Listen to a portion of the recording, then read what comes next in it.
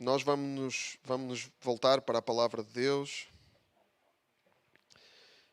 Vamos voltar para a palavra de Deus e vamos nos concentrar naquilo que Deus nos quer falar. A palavra de Deus, Deus usa a sua palavra com vários propósitos. Às vezes a palavra de Deus usa para nos encorajar, para dizer isso mesmo, filho, é por aí, vai com confiança, não temas, eu sou contigo. Outras vezes Deus usa a sua palavra de outras formas. Deus usa a sua palavra para nos dizer: cuidado, não é por aí, chega disso, chega desse caminho. Tu vais no caminho da destruição. Deus usa a sua palavra também com este propósito. E hoje é um desses dias que Deus vai usar a sua palavra assim.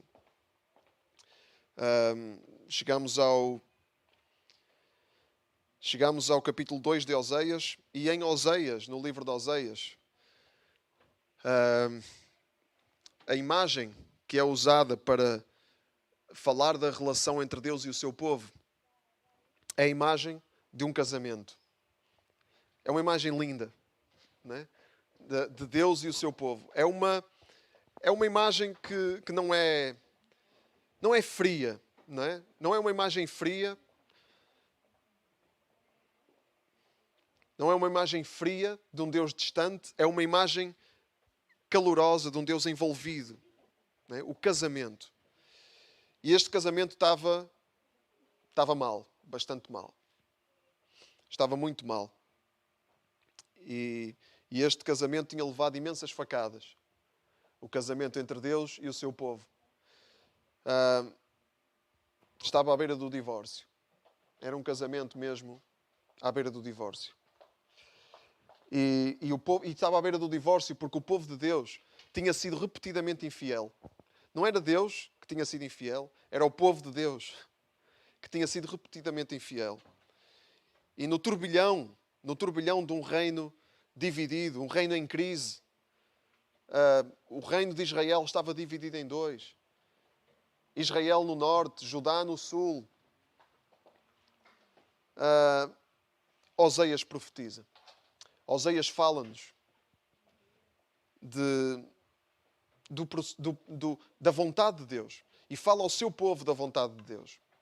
Não é? Como Deus queria dirigir o povo para outro caminho. E o povo estava a rejeitar esse caminho. Estava a rejeitar o caminho da fidelidade. O livro de Oseias oferece-nos uma visão profunda, uma visão poética do coração de Deus.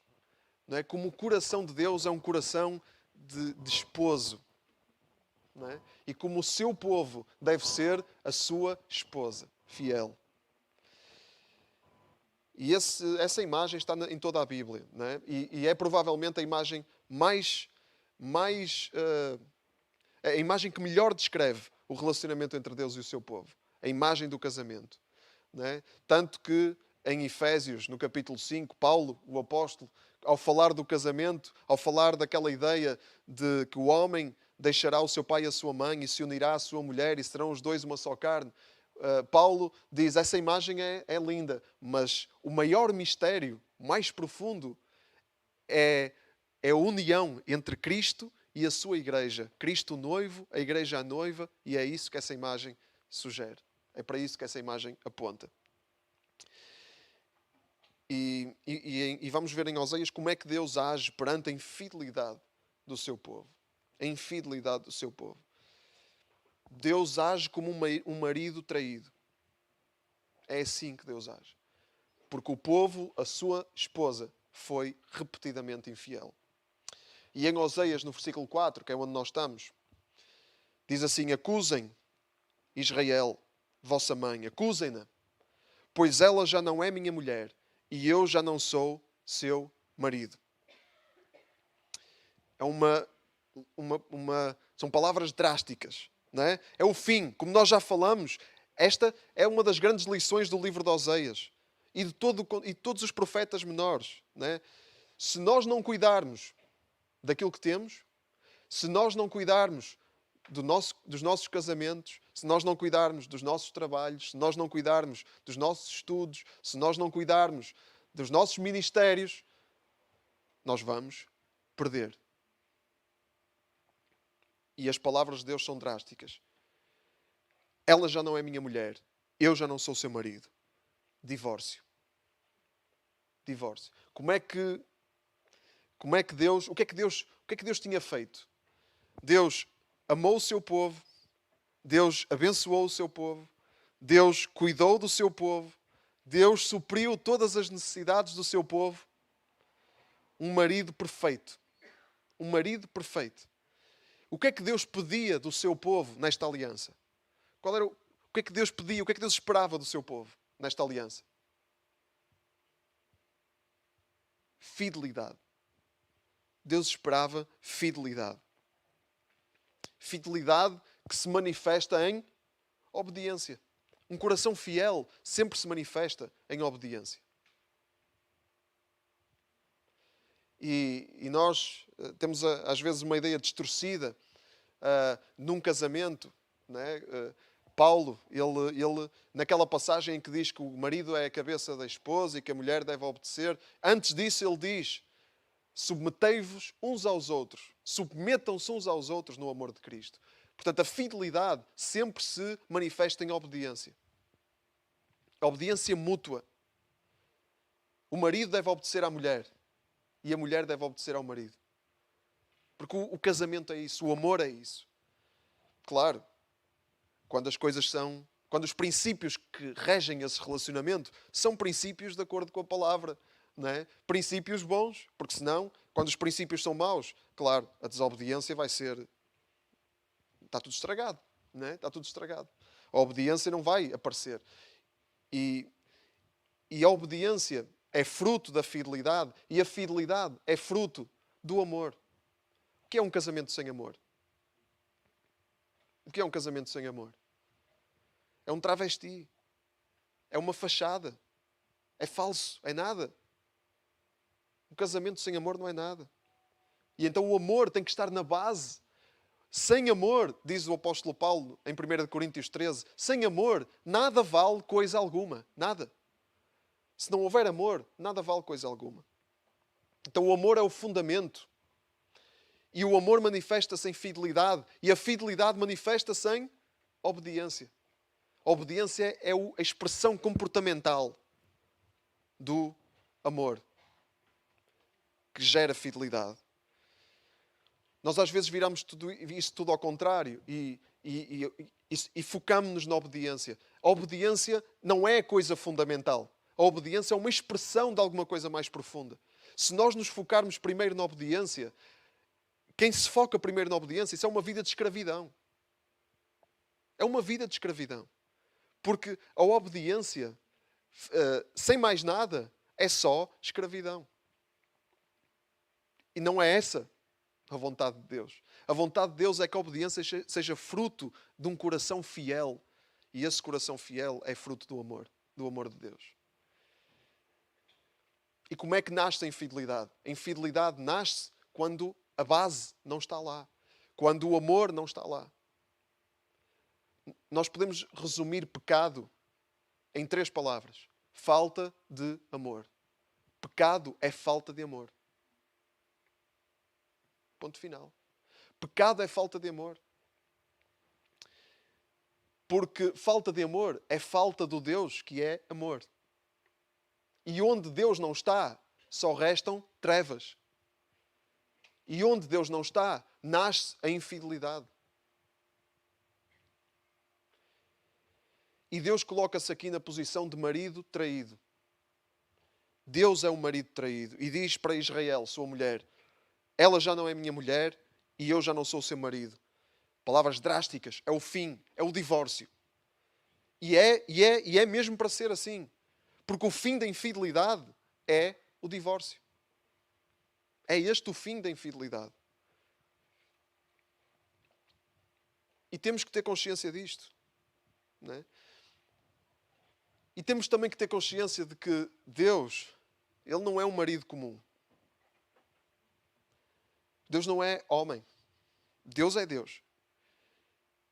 E como Deus não é um marido comum, o amor dele transcende aquilo que lhe fazem. Transcende a infidelidade do seu povo.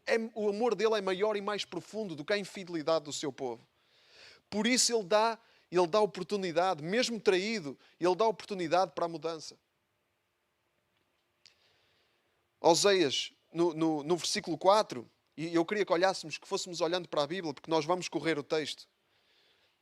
Diz que ela retire do rosto as marcas da sua prostituição e do peito os sinais do seu adultério. Deus diz, é o fim, é o divórcio, mas ainda assim, que ela retire, que essa esposa infiel retire do rosto as marcas da sua prostituição e do peito os sinais do seu adultério.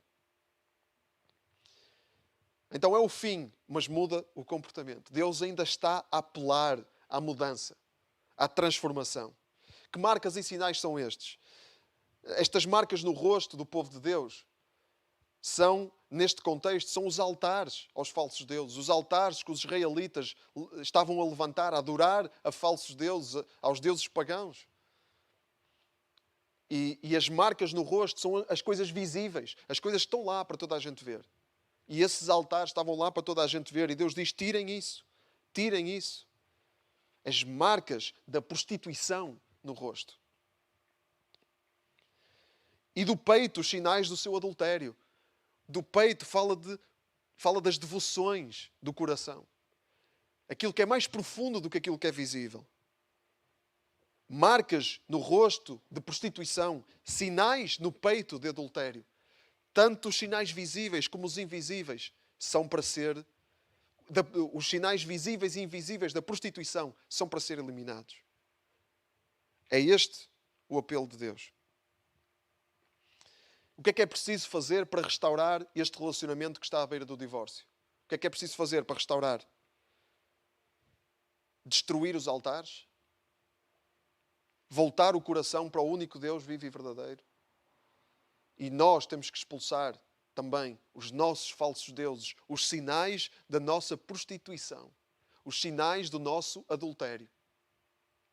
Quais são os nossos falsos deuses? Quais são os nossos sinais, as nossas marcas? Nós vivemos num contexto onde é parte da cultura religiosa, as pessoas adorarem estátuas, as pessoas fazerem de estátuas o próprio Deus. O Deus ser identificado em estátuas. O Deus vivo e verdadeiro. Isto são sinais visíveis. São sinais visíveis. E não podemos ignorar isso no contexto em que nós vivemos. Porque é algo que é um fator, é algo que é uma marca de prostituição. Prostituição. Mas também devemos olhar para o nosso quintal. No nosso quintal, quais são os sinais de prostituição? Quais são os sinais de infidelidade? Se calhar no nosso contexto temos as paredes limpas, muito simples, não há santinhos, não há nada. Mas onde é que estão as marcas e os sinais da nossa prostituição? Estão cá dentro, nas devoções do nosso coração. E isso também tem que ser, tanto os sinais visíveis como os invisíveis, têm que ser confrontados. Têm que ser confrontados. Quais são os nossos falsos deuses? Se calhar os nossos falsos deuses são o Netflix, são o YouTube. Se calhar os nossos falsos deuses são as redes sociais. Se calhar os nossos falsos deuses são o nosso trabalho. O trabalho que nós pomos à frente de tudo. Não é? Há aquela ideia que a igreja é fixe, mas é só enquanto a gente não tem alguma coisa melhor e mais importante para fazer. Quando a gente tem alguma coisa melhor e mais importante para fazer, a igreja, olha, paciência. Não é? Há essa ideia. De onde é que isso saiu? Não é da Bíblia, de certeza. Não é da Bíblia. A igreja é plano de Deus e a igreja local é a nossa família.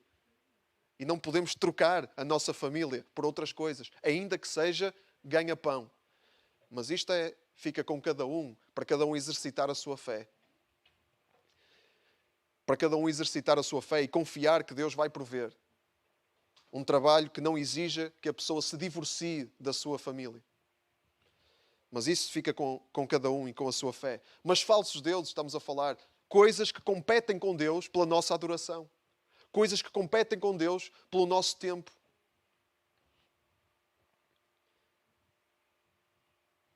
Passamos um dia inteiro a ver lixo, a absorver lixo, a fazer scroll em coisas que não nos acrescentam absolutamente nada e nem uma página da Bíblia nós lemos. Sabem o que é isso? É adultério. É prostituição. Conhecemos tudo sobre as celebridades que andam aí.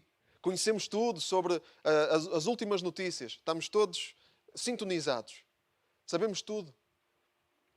Mas alguns de nós nunca leram um livro da Bíblia sequer. Nenhum, quanto mais a Bíblia toda. Sabem o que é isso? Prostituição. Adultério. Passamos o dia inteiro e temos coisas importantes para fazer. Todos nós. Eu sei. E às vezes o tempo que sobra não é muito. Mas às vezes o tempo que sobra, em vez de o passarmos em oração, passámo-lo a absorver lixo. Ou em anestesia, em morte cerebral. A olhar para o entretenimento, para os estímulos que andam aí. Isso é infidelidade. E só há um caminho. Só há um caminho para evitar a destruição. Só há um caminho para evitar o fim da infidelidade. É o arrependimento. É mudar. É tirar as marcas visíveis do rosto. É tirar as devoções que estão lá do coração. É deixar que Deus e pedir e lutar para dar lugar a Deus para que Deus purifique as devoções do nosso coração. E não andemos a adorar falsos deuses, que é isso que acontece na nossa cultura, na nossa vida. Vamos ser honestos. O que é que acontece se nós não abrirmos a pestana? O que é que acontece? Versículo 5. De contrário, vou deixá-la completamente nua e mostrá-la como no dia em que nasceu. Nudez fala de pobreza, fala de miséria. Se nós insistirmos no caminho de infidelidade, a nossa vida vai ser uma vida de miséria. Transformarei a sua terra em deserto e terra seca e farei com que morra de sede. Deserto, terra seca, fala de vida sem alegria. Vida sem propósito. Vida sem cor, sem luz. É isso que acontece quando escolhemos o caminho da infidelidade. Não terei amor pelos seus filhos, porque são filhos de uma prostituta. Versículo 6. Uma vez que a sua mãe se prostitui e leva uma vida vergonhosa. O que é isto de não ter amor pelos filhos? O que é que isto pode significar? Olha, uma coisa que isto pode significar é Deus não tem amor pelos nossos projetos. Deus não tem amor por aquilo que nós fazemos, quando aquilo que nós fazemos o deixa de lado. Quando aquilo que nós fazemos é fruto de uma vida não de fidelidade a Deus, mas uma vida de infidelidade. Deus não ama os nossos filhos. Deus não ama os nossos projetos. Porque são fruto de prostituição. Somos prostitutos. Infiéis. E achamos, e andamos à procura de alimento, andamos à procura de provisão noutros amantes que não Deus.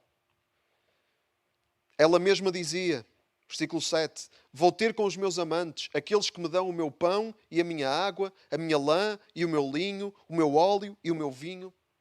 Andamos a buscar alimento noutros amantes. Alimentamos-nos do quê? Andamos a buscar alimento em quê? Andamos a buscar alimento no entretenimento. É esse o grande alimento da nossa cultura. É esse o grande Deus da nossa cultura, o entretenimento. É isso. É aí que nós vamos buscar alimento. Achamos que isso nos vai encher. Mas é mentira. Não enche. É prostituição. E o que é que Deus faz? O que é que Deus faz? Versículo 8. Por isso vou tapar-lhe o caminho com uma sebe de espinhos e cercá-la de um muro para não encontrar o caminho. Procurará conquistar os seus amantes, mas não o vai conseguir. Andará atrás deles e não os encontrará. Deus torna a nossa vida infrutífera. Deus tapa-nos o caminho. Porque Ele quer nos mostrar que esse não é o caminho. Ele quer nos mostrar que não é por aí e que há que mudar da infidelidade para a fidelidade. Mudar da prostituição para a fidelidade.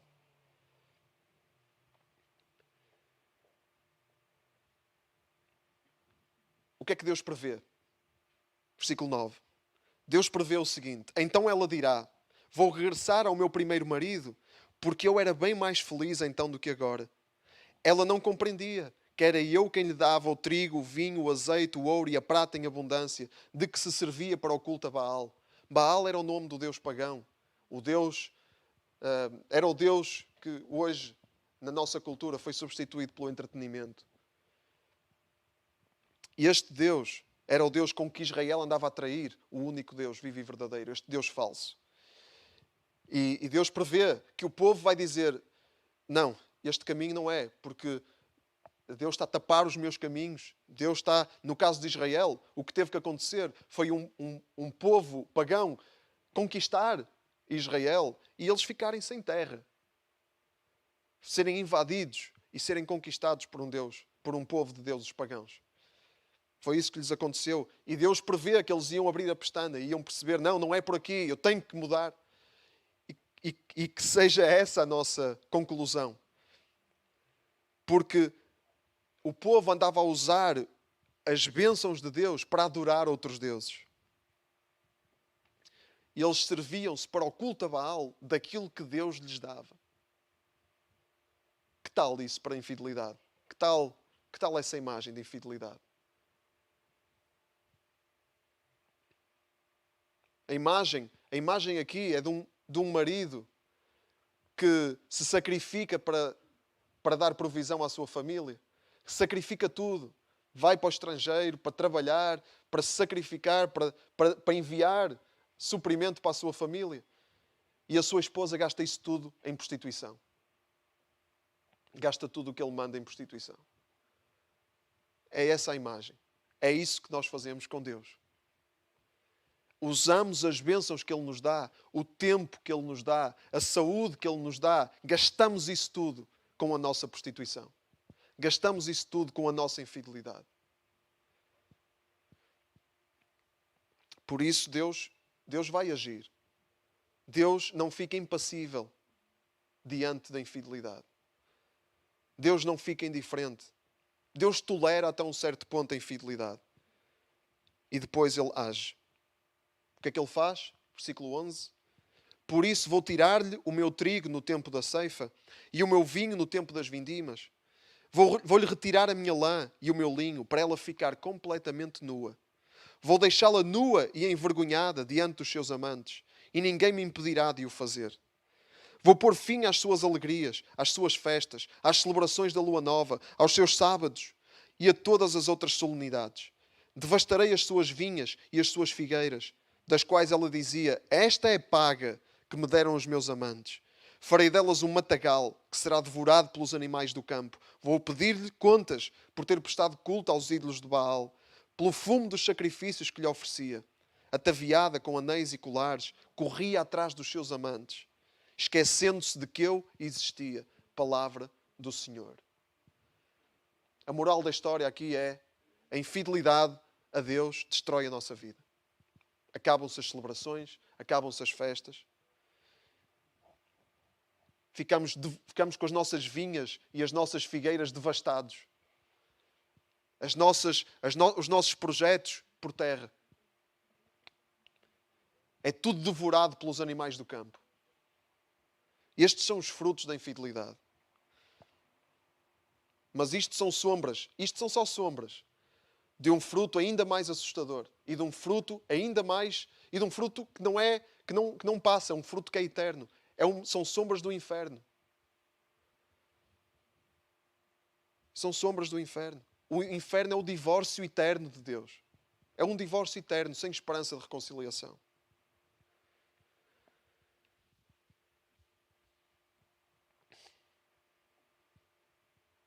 Eu disse que isto ia ser difícil. Eu avisei.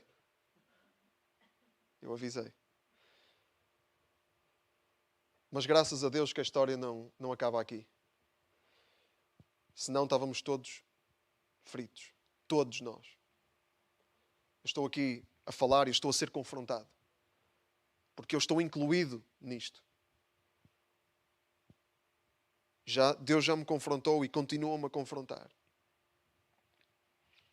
Mas há um mas aqui. Há um mas. Glória a Deus por esse mas. No versículo 16 há um mas. Mas um dia, vou reconquistá-la. Vou conduzi-la ao deserto e falar-lhe ao coração. Então lhe darei novamente as suas vinhas, e o desgraçado vale de Acor tornar-se-á para ela uma porta de esperança. E ela vai responder ao meu amor, como quando era jovem, no tempo em que saiu do Egito. Não sei se estamos a ver aqui a profundidade deste mas, a magnitude deste mas. Deus foi traído das piores maneiras possíveis, repetidamente, mas Ele continua empenhado, investido em amar quem o trai. É um amor incrível, verdadeiramente incondicional. Não sei se estamos a ver, Deus foi traído e quem toma a iniciativa de reconquistar o traidor é o próprio Deus. O próprio traído vai reconquistar os infiéis. O próprio Deus que é traído é que toma a iniciativa de reconquistar aqueles que lhe foram infiéis. Não sei se estamos a ver a magnitude disto. Israel estava perdido, completamente perdido na sua infidelidade. Nós estamos perdidos na nossa infidelidade. E o divórcio é a realidade. O divórcio é o fim disso. Mas este Deus, um Deus traído, procura a reconciliação. Toma a iniciativa de procurar a reconciliação. Eu fui traído e ainda procuro a reconciliação. Que loucura! Eu é que procuro a reconciliação. E é por isso que no resto do texto há um título, um pequeno título. Pelo menos na Bíblia para Todos há um pequeno título. Qual é esse título? A reconciliação. A reconciliação. Naquele dia, ela há de chamar-me meu marido e não mais me tratará por meu senhor Baal. Retirarei da sua língua o nome do Deus Baal e nunca mais se lembrará dele. Então concluirei a favor do meu povo uma aliança com os animais dos campos, com as aves do céu e todos os bichos da terra. Farei desaparecer do país armas de guerra, arcos e espadas, de modo que o meu povo possa viver tranquilo. Deus, Ele vai limpar não só Israel, mas todo o mundo da infidelidade. Isso está escrito. É esse o projeto de Deus. Vão desaparecer armas, vão desaparecer todas as marcas da desobediência e da infidelidade à palavra de Deus. E nós temos a certeza disto, porque esse período, porque esse tempo, essa era, já está inaugurada. E foi inaugurada por Cristo na cruz.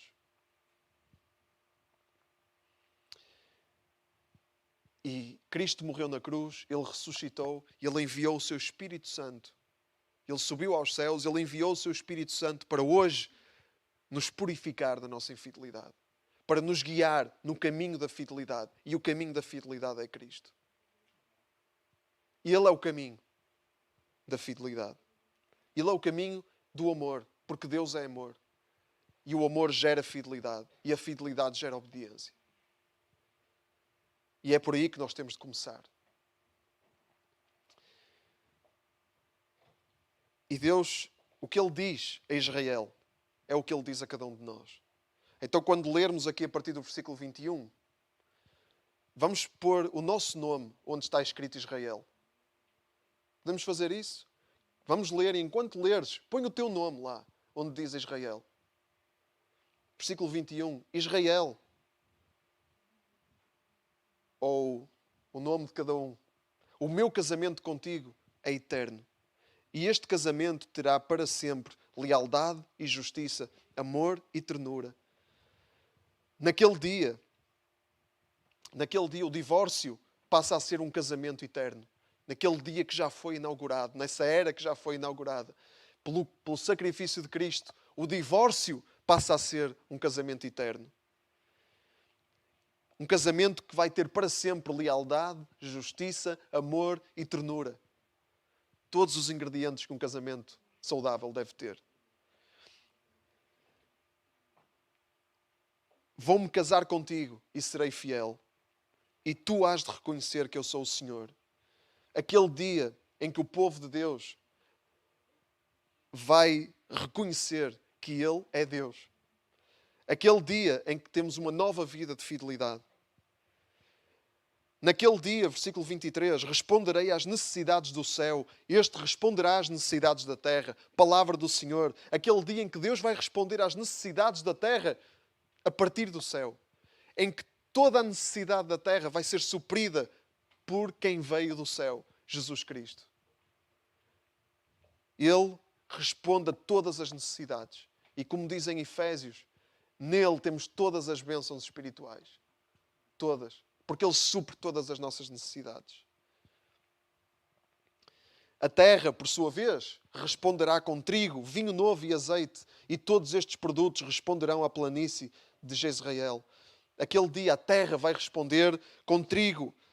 A terra vai ter alimento para dar. Vinho novo, símbolo de celebração. Vai haver festa, porque não vai haver mais infidelidade. Azeite, santidade, é isso que o azeite, é uma das coisas que o azeite simboliza. Santidade, abundância de santidade. A terra vai ter isso e a terra vai responder assim.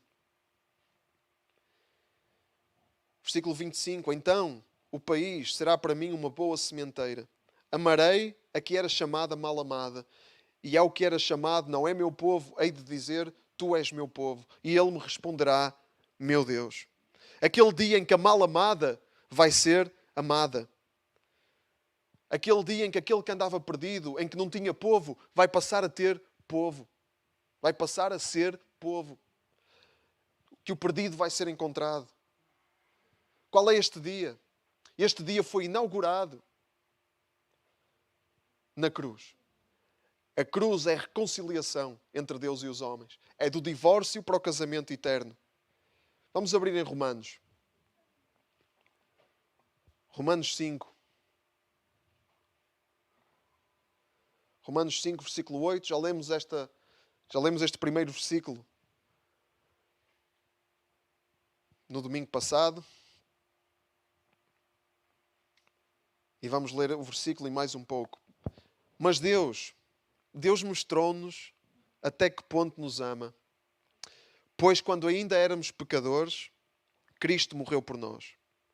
Pela sua morte, nós agora estamos em boas relações com Deus. E agora que somos justificados pelo seu sangue, com muito mais razão, por meio dele, seremos livres do castigo final.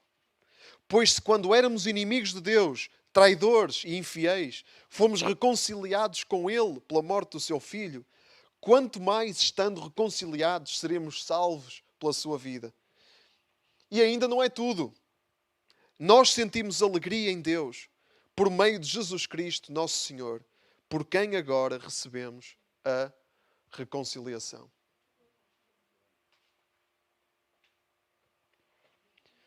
Há vida, há alegria, há salvação, há reconciliação em Cristo. Mas temos que estar dispostos a abandonar a nossa infidelidade. Este casamento é eterno. O casamento que Deus... O casamento com que nós estamos casados com Deus, aqueles que já foram reconciliados porque receberam na sua vida o sacrifício de Jesus na cruz, estão casados eternamente com Deus. Mas isso não é para nós estarmos à vontadinha e na boa com a nossa infidelidade. É exatamente o contrário. Isso é para nós abandonarmos a nossa infidelidade. Isso é para nós lutarmos contra a nossa infidelidade. Isso é para nós estarmos inconformados com a nossa infidelidade. Temos esta ideia de que o casamento com Deus, a aliança com Deus, é um free pass para fazermos tudo o que quisermos. Que está tudo na boa, porque o sangue de Cristo lava-nos e estamos sempre limpinhos.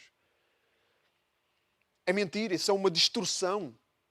É uma distorção, isso é uma desonra ao casamento em que nós estamos. É infidelidade. Deus, Ele enviou Jesus para nos reconciliar consigo de uma vez por todas e nos livrar da nossa infidelidade e nos livrar do último fruto da infidelidade, nos livrar do inferno. Mas é exatamente por isso que nós devemos ansiar com todo o nosso coração por viver uma vida de fidelidade. E é essa a razão para nós recusarmos a infidelidade, para recusarmos a traição.